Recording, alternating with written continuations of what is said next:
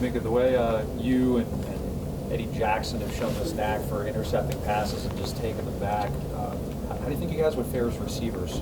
As receivers, I think we'd be pretty good receivers. I think, Eddie Jackson, he does punt return too, so he kind of proved that he could run around and make plays out there. So, and I had a couple pick sixes last year and this year, so I think we'd be pretty good receivers because they're both good athletes. So.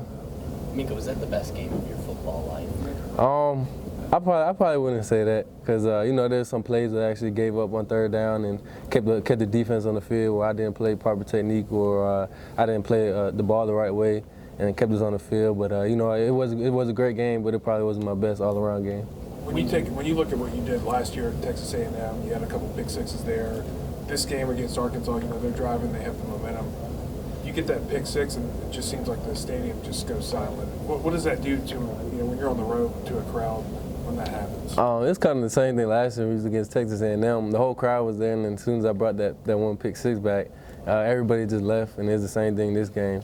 Everybody just kind of left and went to the exits, and I think it kind of boosts our morale, Alabama's morale. But on the other hand, it kind of hurts the other team, and it kind of closes the game. Is that like the ultimate compliment? You make a play like that and you just start everybody leaves. Yeah, yes, sir. I'll take it as a compliment. When you hit the ball 8 yards deep in the end zone, are you thinking, I'm returning this? As soon as I caught the ball, Eddie had tapped my arm, and I looked at him, and he was pointing. He was like, "Come on, come on!" And I looked, and the whole left side of the field was just wide open.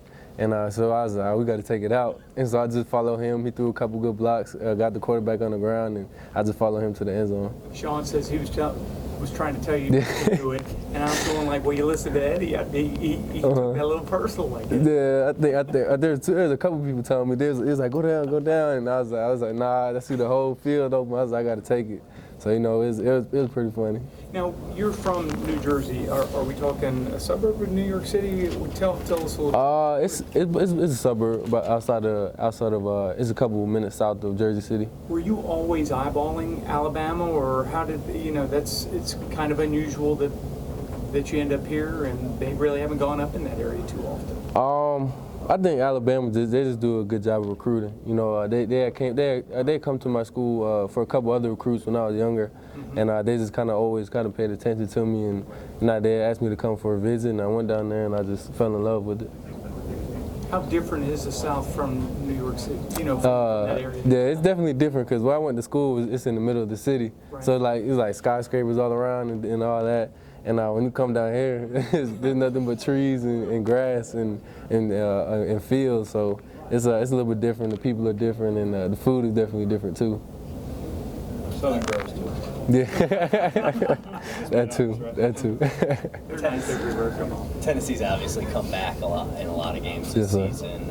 Is that something you guys are aware of, and how do you deal with that? Yeah, we're definitely trying to focus on moving on to the next week. One win at a time, and Tennessee, as you guys seen, the last 3 weeks they came back from pretty big deficits, and we're gonna have to play. This is probably gonna be the game we're gonna have to play that complete game, offense, defense, special teams, because they could come back on and make a play on any one of those teams. So it's on us to really just execute, do our jobs, and make plays. They also had a Hail Mary against Georgia that was successful.